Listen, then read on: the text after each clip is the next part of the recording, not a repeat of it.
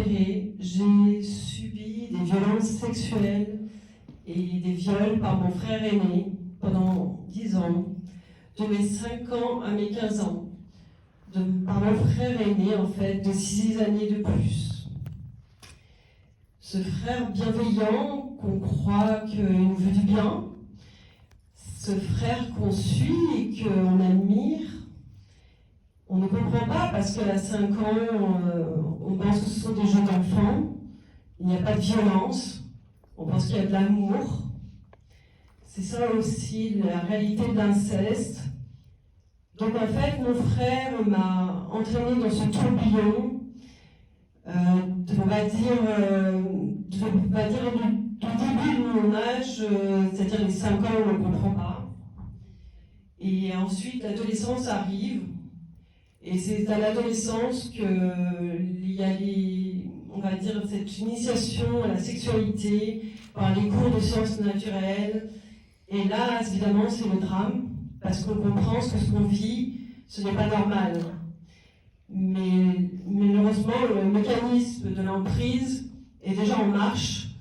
Et à ce moment-là, à l'adolescence, on ne peut plus parler. On ne peut pas parler, on est sidéré, on est paralysé. Et on comprend bien que c'est la honte et la culpabilité qui s'installent.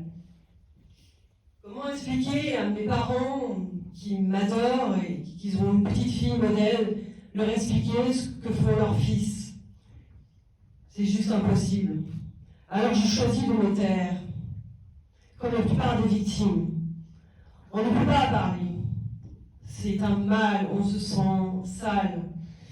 Et c'est vraiment le dénominateur commun des victimes, c'est-à-dire la honte et la culpabilité qui nous suivent toute notre vie. Ensuite, je construis ma vie en fait en ayant une bonne carrière professionnelle. Je suis chef à l'opéra, je construis ma vie familiale et on se dit que finalement la vie elle est pas mal et que tout va bien. Et que je m'en sors pas mal en fait dans ma vie. Et puis il y a un divorce. Et là le divorce me plonge dans 3 années de lutte terrible où je me bats pour avoir la garde de mon fils. C'est tout acharné, je ne sais pas pourquoi je tiens, mais je veux me battre pour cet petit être qui est innocent. Suite à cette dépression, je tombe au plus bas. Je tombe vraiment, je tombe dans une dépression profonde et je tombe dans les abysses les plus profondes. Et là, je suis dans une apnée, on va dire que je descends dans les enfers. C'est suite à cette dépression, je croise le chemin de ma thérapeute qui est kinésiologue et qui pose la première question, qu'est-ce qui s'est passé à 5 ans? Et ça résonne évidemment très fortement en moi. Et je comprends que tout ce que j'avais enfoui en moi, il faut que ça sorte. Et il faut absolument que j'extirpe ça de mon corps, de son âme. Malheureusement, c'est trop dur. Ils s'en suivent 10 années de thérapie, en y allant, en repoussant le chemin, en écartant cette envie d'aller plus loin. Et puis on se dit que de toute manière, au point où on est, il faut continuer. Le problème, c'est que j'ai un enfant, je suis obligée de m'accrocher et me dire qu'il faut que je fasse pour lui. Donc je me bats. Et les 10 ans de thérapie, je ne vous cache pas que c'était très difficile.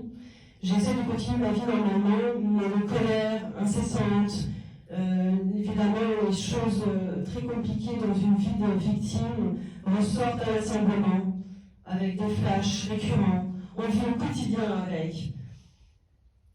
Et c'est suite justement à ces 10 ans de thérapie, j'ai réussi à poser ces pauvres petits mots, et pourtant qui sont énormes pour les victimes, de dire je ne suis pas coupable, je suis une victime. C'est très très long ce processus avant de dire ces simples mots. Mais pour une victime, c'est très long.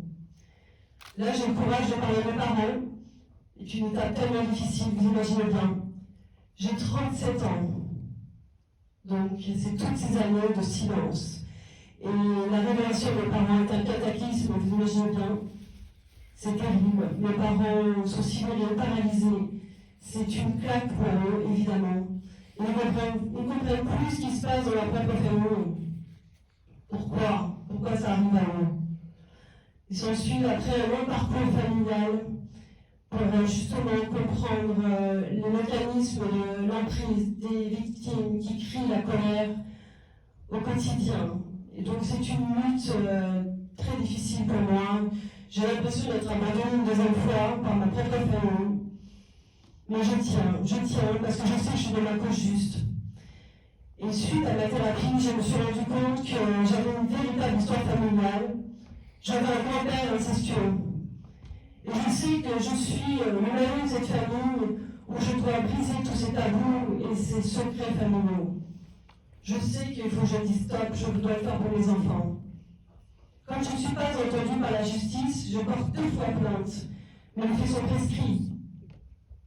Là, vous imaginez bien la colère quand on est victime. On a le courage de porter plainte et en plus, on n'est pas entendu par la justice. Là, je décide, par la colère, je suis enceinte de mon 2e enfant. J'ai un bébé de 7 mois dans mon ventre. Et je ne veux pas donner tous ces secrets et je ne voudrais pas donner tous ces dénis et cette colère en moi. Je décide d'écrire, donc toutes les nuits d'insomnie. Et là, je décide vraiment que je ne veux pas justement porter ce poids. Ma fille est née, ce cadeau que m'a donné mon compagnon.